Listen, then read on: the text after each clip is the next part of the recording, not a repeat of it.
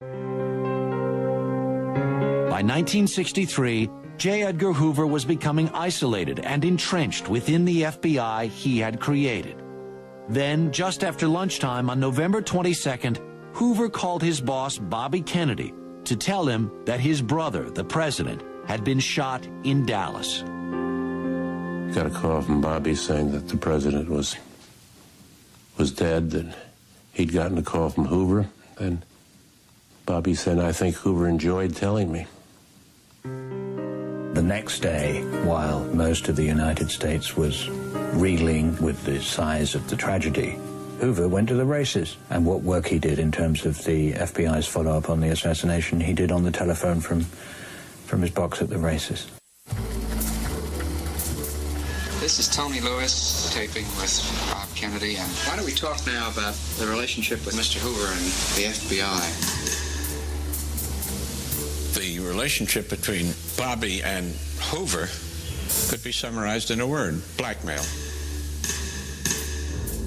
Do you now think that Mr. Hoover is a dangerous person, or just nasty? No, I think he's dangerous.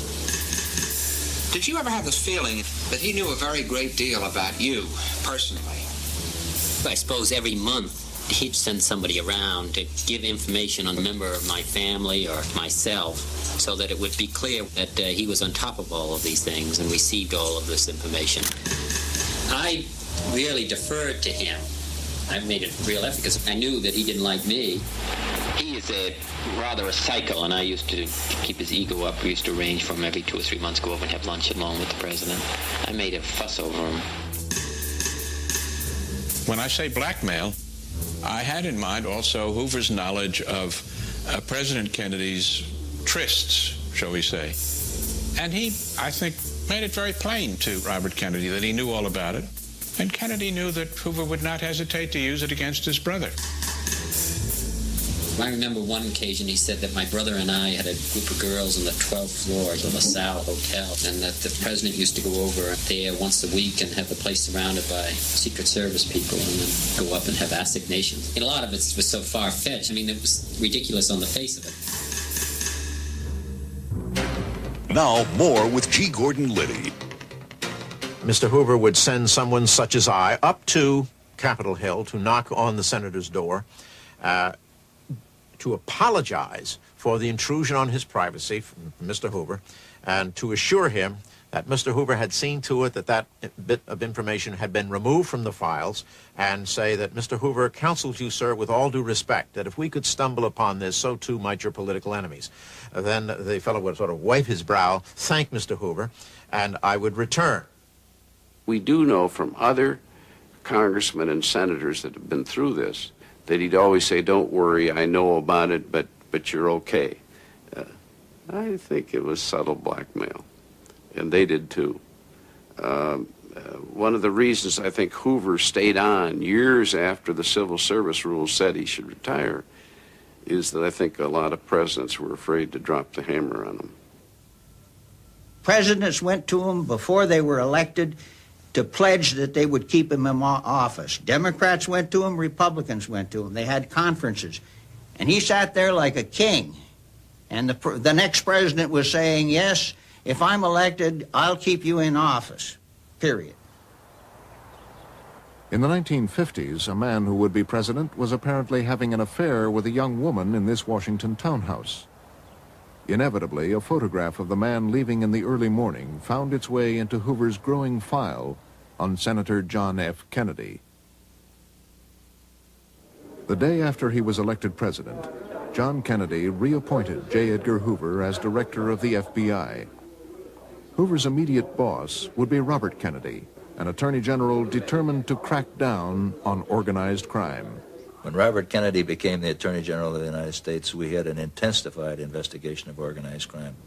The FBI agents who were interested in organized crime, who had been working very, very hard, thought they had died and went to heaven when Robert Kennedy became the Attorney General. Hoover wanted no part in Robert Kennedy's war on organized crime. The FBI director fought back with the weapon he knew best.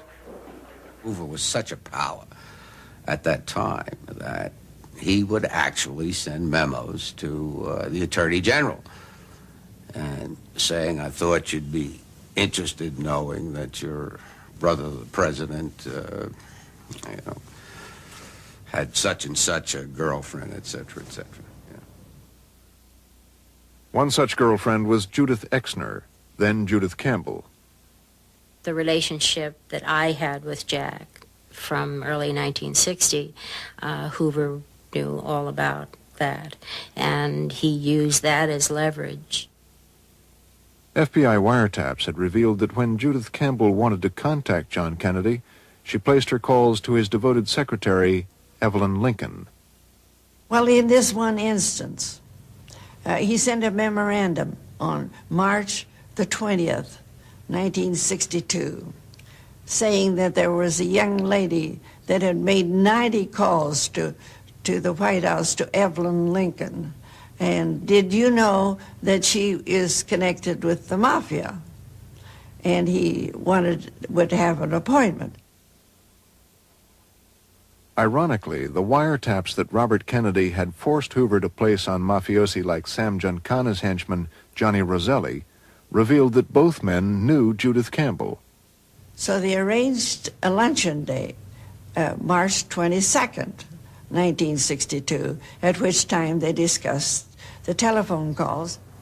And during that meeting, he let him know, face to face, that he knew about Jack's relationship with me. Right after the meeting, Jack called me. He was furious because in his eyes he felt that he just couldn't believe that Hoover would have the audacity to do this face to face and, in a sense, try to threaten him. Hoover's files may have helped him keep his job, but nothing could stop Bobby Kennedy's war on the mafia, and by now, even Hoover had been forced to do something about it. Lyndon Johnson and J. Edgar Hoover, over many years, had an unusually close personal and professional relationship. And it all had to do with Hoover's power and Johnson's power. It was no surprise that President Johnson reappointed Hoover. What has not been known is the part Hoover may have played in Johnson becoming president at all. This part of Hoover's secret history goes back to the 1960 Democratic Convention, when Kennedy and Johnson were both seeking the nomination. Kennedy joked that Johnson should remain a senator. So I come to you today full of admiration for Senator Johnson, full of affection for him, strongly in support of him for majority leader, and I'm confident that in that position we're all going to be able to work together. Thank you. Behind the smiles, it was an intense fight.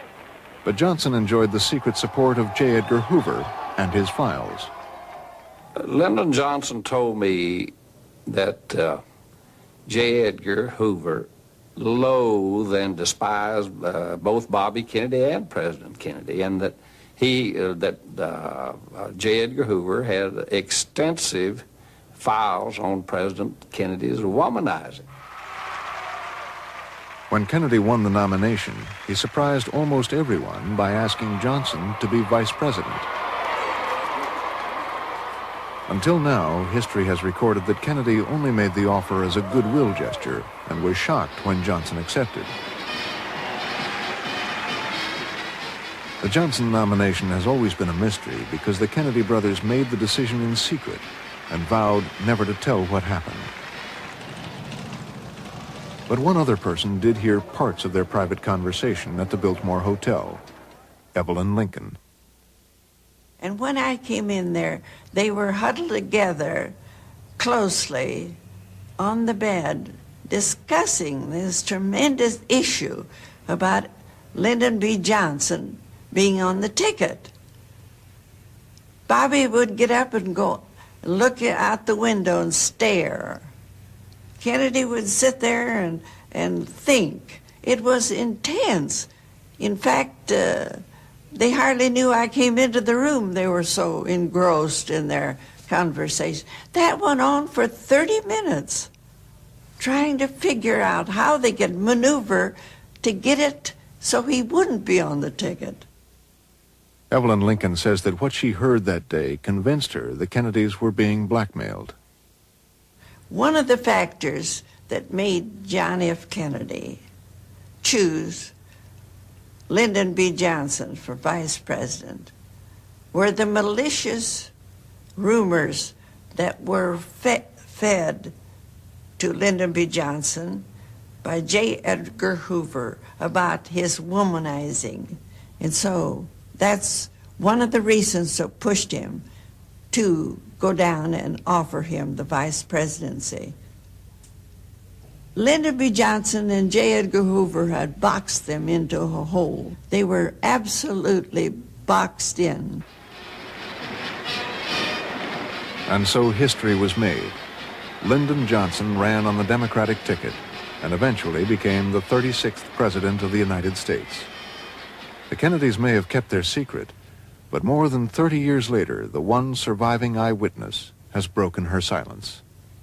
Robert Kennedy said, "We both promised each other that we'd never tell what happened that day." But I am telling what happened. 1 week after the death of JFK, Lyndon Johnson placed a call to J. Edgar Hoover, director of the FBI. The Kennedys had kept Hoover at arm's length. Dangerous as a rattlesnake, he'd once been called. But that wasn't Johnson's style. He wanted to keep Hoover inside the tent, as this curious little exchange illustrates. You're more than the head of the Federal Bureau as far as I'm concerned. You're my brother and personal friend, and you have been for 25, 30 years. I got more confidence in your judgment than anybody in town. And I certainly appreciate your confidence. Well, thank you. Thank you.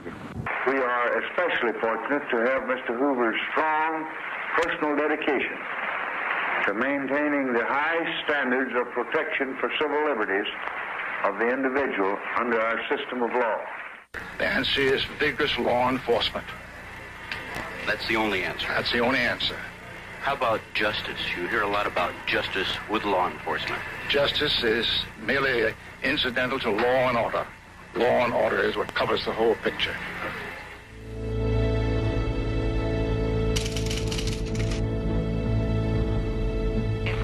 The President would like to talk to Mr. J. Edgar Hoover. Thank you. Hello, Edgar. I don't hear you well. What's the matter? You got this phone tapped? No. I'm wondering if our wires are tapped at all. Every time I say something in the State Department, I read about it.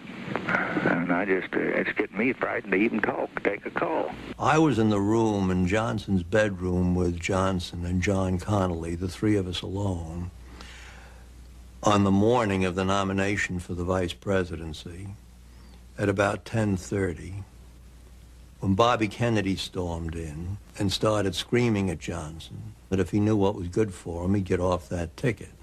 Well, Johnson did not like Bobby Kennedy, and it was mutual. They hated each other. So what happened was that Mr. Rayburn and John Connally went in to meet with Bobby Kennedy. Bobby Kennedy said that all hell had broken loose on the convention floor and that Johnson was going to have to withdraw, just change his mind and not accept the vice presidency. And Mr. Rayburn looked at him and he said, "Oh," and uttered an expletive that I'm not going to use. Old man Rayburn said, "Shit, Sonny," and kicked him out. And I am grateful, finally, that I can rely in the coming months on many others, on a distinguished running mate who brings unity and strength to our platform and our ticket, Lyndon Johnson.